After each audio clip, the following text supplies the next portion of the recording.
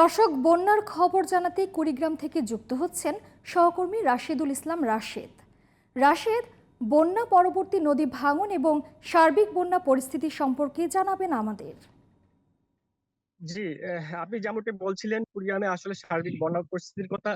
আপনি জানেন যে কয়েকদিনের টানা বর্ষণ এবং পাহাড়ি ঢলে কুড়িগ্রামে যে 16টি নদ নদী তার মধ্যে অন্যতম বৃহত্তম নদী হচ্ছে ব্রহ্মপুত্র, ধরলা, তিস্তা এবং দুধকুমারী নদী বিপদ সীমার উপর দিয়ে প্রভাবিত হয়েছিল। আপনি জানেন যে এই সমস্ত 16টি নদ নদীর প্রায় 4 শতাধিক চরাঞ্চল কুড়িগ্রামে রয়েছে, যার নিম্ন অঞ্চল প্লাবিত হয়ে 15,000 মানুষ পানিবন্দী হয়েছিল।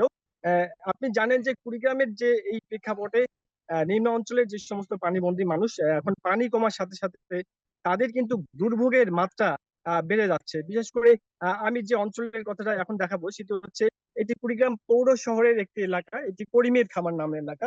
এই যে গ্রামীণ জনপদ, এই যে কারেন্টের যে আপনার খাম্বাগুলো আছে, এই খাম্বাগুলো কিন্তু এখন পানিতে নিমজ্জিত হয়ে আছে। আর এই খাম্বার পাশ ঘেঁষেই কিন্তু গ্রামীণ সড়ক, যেটি এখন নৌকা দিয়ে যাতায়াত করতে আপনারা দেখতে পাচ্ছেন। উম, তো এখানকার এই পরিস্থিতি সহ আমি যে বিষয়টি জানাবো যে কুড়িগ্রামে এই পানি কমার সাথে সাথে কিন্তু নদী ভাঙনের একটি ভয়াবহ রূপ ধারণ করছে। বিশেষ করে আমাদের তিস্তার যে পাড়গুলি আছে, কয়েকটি উপজেলায় কিন্তু ব্যাপক ভাঙন দেখা দিয়েছে। সেখানকার মানুষ ঘর বাড়ি সরিয়ে নিচ্ছে। বিশেষ করে আমি বলবো যে কুড়িগ্রাম সদর উপজেলা যাত্রাপুর এবং গোগাদহ ইউনিয়নে ইতোমধ্যে 60টি পরিবার গত 7 দিনে নদী গর্ভে বিলীন হয়ে গেছে। তারা এখন খোলা আকাশের নিচে বাস করছে। আমি কথা বলেছি কুড়িগ্রামের স্থানীয় যে সমস্ত জনপ্রতিনিধি, তারা বলেছে যে এই খোলা আকাশের নিচে বাস করা মানুষগুলোর জন্য আমরা ইতোমধ্যে তাদের তালিকা জেলা প্রশাসন সংশ্লিষ্ট কর্তৃপক্ষের কাছে পাঠিয়েছি। তারা হয়তো আমাদেরকে বরাদ্দ দিবে। আমি কথা বলেছি কুড়িগ্রাম কৃষি বিভাগের সাথে, তারা যেটি বলছে যে এখন পর্যন্ত তারা 1300 হেক্টর জমির ফসল ক্ষতি নিরূপণ তারা পরিসংখ্যান করেছে।